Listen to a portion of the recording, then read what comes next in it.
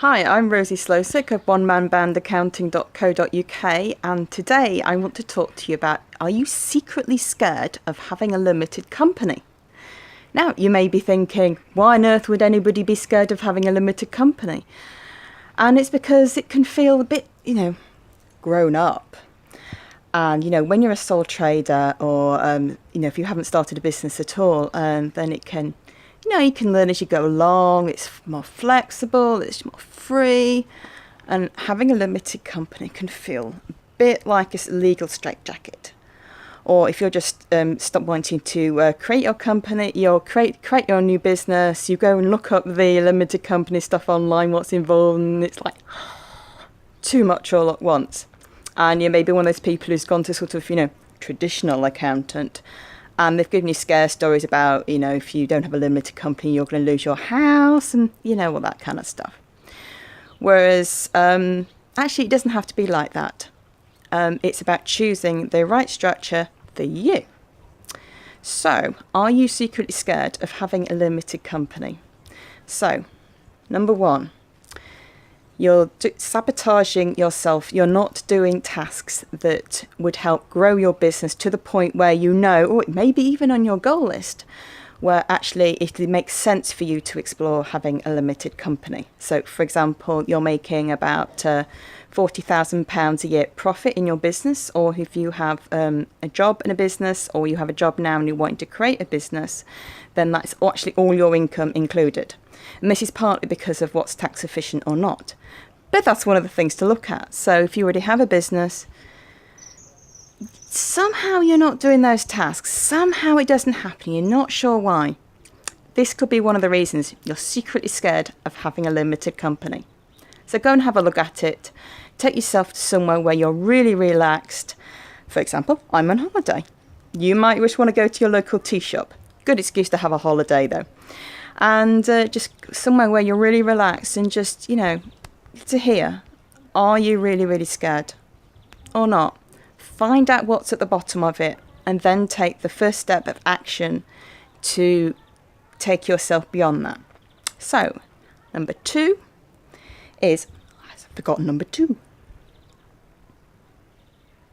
Ah, yes, number two. Number two is absolute classic. This is one of the biggest reasons my one-to-one clients hire me, and this is not understanding what the hell you're meant to do with the limited company accounts. By the time you've looked up company's house return, company's house accounts, there's a whole bunch of new stuff recently as well. Corporation tax return, PAYE if you pay yourself a salary. Then there's all the dividend stuff. Then there's the accounts, and then there's a whole bunch of other stuff. And you look at it and you go, I don't want to be dealing with that. Really, even if it's an accountant doing it all for me, it's too much. What's really the issue here is you're not understanding it. When you understand right here in a place where you feel good what's involved, then you make a good, grounded decision. Who is going to do what? Usually most of it's the accountant. The bit you're responsible for, and then you can make a good decision for your business going forward. And sometimes the decision is no thanks, which is fine. So, number three. Do you pay yourself a salary as a sole trader? Now, of course, if you're watching this and you have a job, then of course you're paid a salary. But when you ever create your own business, obviously you're paying yourself. Now, when you're a sole trader, you can just take money whenever you want. HMRC's not bothered about it. Absolutely fine. In some ways, it's the ultimate in flexibility. Cannot do that as a limited company. You just can't. There's, for very good reasons, there are legal requirements. And sometimes you look at it and you go, I can't manage that. What are your finances look like? As a sole trader, are you paying yourself a salary every month? Even if it's just a very small amount, is that what you're doing?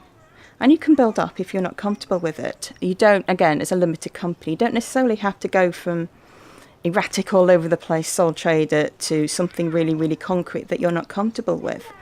You can take it slowly. But it's very, very easy when you're a sole trader to actually create how you're paid as a sole trader to mirror what it's going to be like when you're a limited company, when that's the next step for you.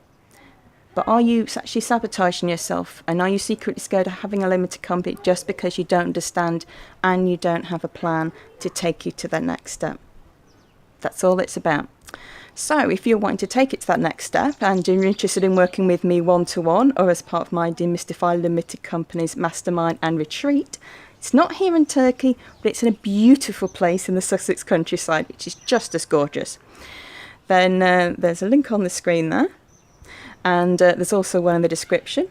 If you're just wanting to have more information, there's a link on the screen now and also in the description just for more information. And I'm Rosie Slosick of One Man Band Accounting. And are you secretly scared of having a limited company?